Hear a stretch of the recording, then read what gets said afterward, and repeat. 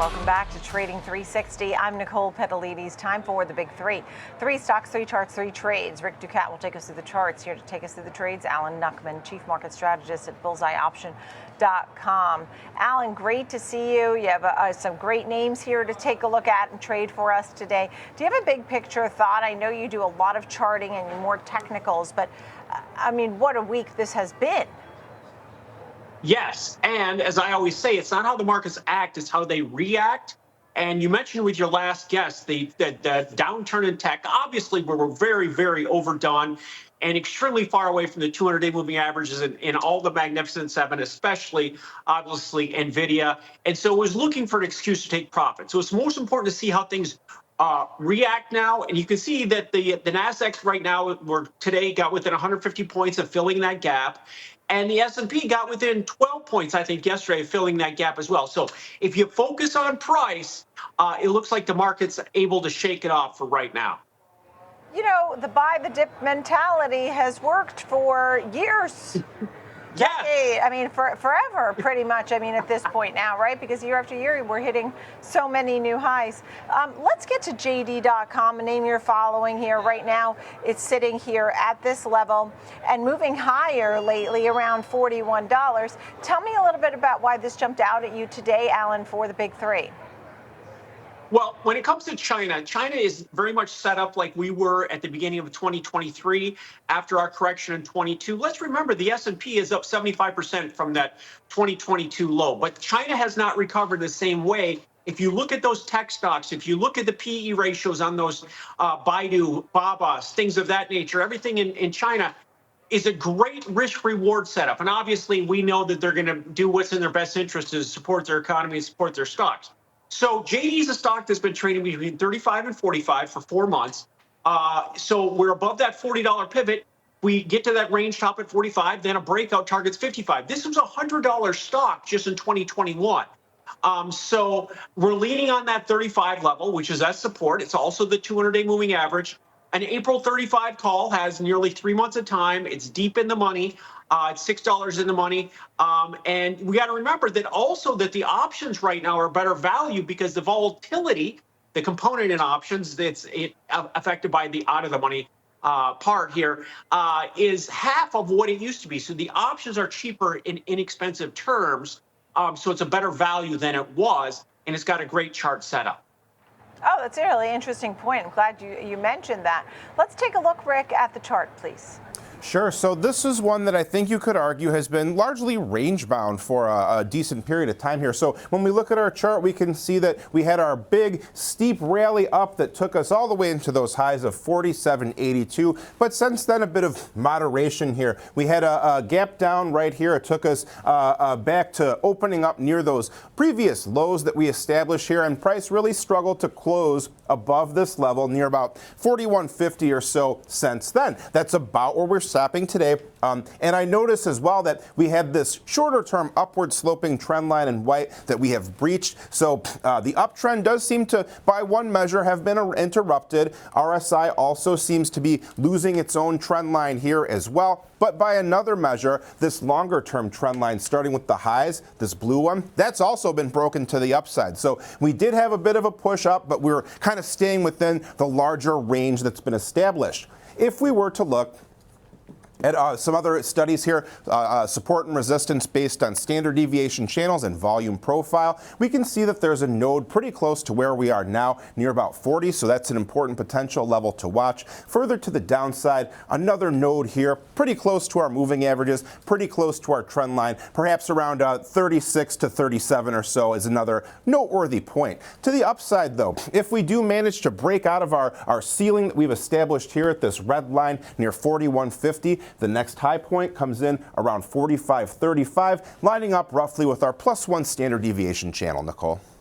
All right, thank you for that. Good look at the charts and the technicals there. I mean, when you think about all these Chinese stocks, Alan, do you dabble in them much? Oh, yeah, definitely. And they have the best risk reward out there across the board. Like I said, I love Baidu and I love Baba. Baba's had a breakout. Again, compare the PE of, you've got Baba, which is Amazon, or compare Baidu, which is Google, and compare the PEs. They're less than half of those American stocks. American stocks have had the complete comeback and rally to new highs, whereas the Chinese are set up to do so and have the exact same pattern we did at the beginning of 2023.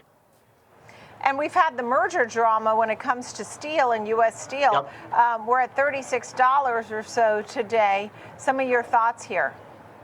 Well, I'm purely a price guy. Now, I focus on the money flow, and the JD.com has been seeing the money flow, the leverage long accumulation and options on the long side, and you're seeing the same thing in U.S. Steel. So I don't know what's going to be the catalyst, but I like the fact, again, we're trading sideways within a range between 30 and 40 since March, and here consolidating between 30 and 35 for the last month. So 35 is an important midpoint. We've gotten above that, so we should see a move to 40. And the breakout of 40 sends it to 50. We were at 50 back here in 2023. So the way I'm looking to play, again, is an April option, an April 30 call. That support point. It's very deep in the money. That option's trading for about $8.50. So we're about $7 and some in the money with that option. And it gives you the right to be long from 30, which is a very, very low level in this stock. Yeah, the latest is the efforts by an activist investor for an alternative to engineer a sale of U.S. Steel to something other than the Japanese rival Nippon Steel. That was opposed by the founder and CEO. So that's still, when I say merger drama, I mean, we know that this has been of high interest to folks. Let's see the technicals, please, Rick Ducat. Sure, and normally we do a 1-year chart. This chart goes slightly further back here just so we can capture this notable high point that we carved out back here above the 50 level. And there's probably two major trend lines that most people would probably draw based on the info that we've got here. The white trend line starting with that high point connecting here and here, and then we were breached a little bit here during this area, and then here and here once again. The other one you could draw is using these same highs that did breach that original trend line and going down across the subsequent highs. We're pretty much at the point where those two intersect right now. They come together right around the 37 level. So this seems like we're at a noteworthy area right now, and especially because we have our purple 252-day exponential moving average right here, our long-term moving average. The longer the term, the more significant it is when it is price breaches it or when it starts to change its slope or what have you. So right now, it seems like we're at a key point already here. RSI, bullish, but not really doing much for us here. We also could argue that there's a moderately sloping upward trend line here connecting this series of lows near about 30. So that gives us a downside point to watch as well. So to include our other data here, we can see that there's even greater emphasis on this point I was just talking about because it's also the site of the volume profile point of control and the +1 standard deviation channel. So very heavy technical levels here between about 36.50 to 38 or so. To the upside then, we've got a repeated high point here, here, and here. That lines up with our +2 channel near about 42.60. And then the bottom downside area here, right around here, volume node lows near 30.50 or so. Yeah. I love the charts. I love the narrow range that you had and then those three high points. Alan, final thoughts on this name and where you think it could be headed? Well, I think there are other alternative bids that could come to fruition here. We're in a deal maker administration, and they'll try and make some sort of deal, and that should be positive for the stock. Now, I'm not picking who or why or what is going to cause it, but if you follow the money, which I do, it looks like it's getting set up for an upside movement. Okay. And last but not least, we go to Brazil. We look at the ETF EWZ. Some of your thoughts there. Well, I like to bring the markets into my everyday life. If you remember a couple of years ago, I went to Italy when the dollar was at all-time highs. Therefore, things were the cheapest as possible. Looking at the same thing for Brazil, you can go to Brazil, and the reals are 6.5 to the dollar. So things are very, very, very cheap historically there. And I was looking at the EWZ, and I see that we're down here. We made some 5-year lows or close to it. We've been between 25 and 35 for the last 5 years. and we went down below that level, tested and rejected, made a double bottom at 22, and also saw bullish divergence to form that base, meaning new lows but not new highs, implied volatility, the sign of a sentiment shift. So there's a lot of positives here.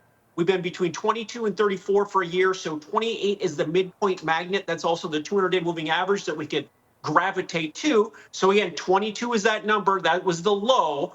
I'm looking at a June option. I can buy more time because the volatility is lower in this. So it's 5 months of time. A June 22 calls trading for about 375. We're at 25 right now, so it's $3 in the money. So if we just get to the 28, 20, let's just say 29 level, this option will gain 100%. It's all about math and time, and keep an eye on Brazil. Yeah, sorry to interrupt you there. I'm watching the real that has been plunging, the concerns about the administration, the budget plans, what's been going on there. An interesting story that maybe people haven't been following as closely. Rick, this is your chance for a big technical look here at EWZ. Sure. And kind of like our last chart here, I think there's two major choices for trend lines that you could draw. So once again, starting with these 52-week highs all the way back here near 34, 35, around that area, and then connecting the subsequent highs. And this is where things start to change a little bit here, because now from this high point, you could also draw this blue trend line going down across these highs as well. So that gives us 2 points to watch. And what this tells us is that the trend was accelerating to the downside. The pace of the losses was steepening here. We did seem to hit a bottom around this area near 22.26. Now we are on the move back to the upside, crossing above our 21 and 63-day exponential moving averages in fairly rapid succession. But we haven't broken above our trend lines. We also haven't broken above this point right here, this low point, at least based on closing prices. We saw some intraday lows below there. And here once again, and then it was a subsequent high point. So one of these sticky price levels, we're still far short of that. Momentum has improved, though. We are trending upward. We are approaching that overbought area. And now we can also see that we are coming up to a smaller volume node right here. There's another big one down here at these lower levels, which suggests there was some buyers at those depressed levels. That is suggestive of a bottom. But up here, we've got our white trend line, our +1 standard deviation channel, and our volume point of profile, point of control, near about 2750. That could be a resistance area to watch. And then our lows to the downside are the other supportive area potentially. All right. Thank you, Rick, for all those charts today. Alan, final word? Well, I like the setup in Brazil. Like you said, there's a lot of negative news, and it looks like it's getting ready to bounce, and the sentiment has shifted from the measure that I follow. So I like the risk reward. It may not have happened yet, but we'll see if it can break this downtrend line and get some upward momentum going once again.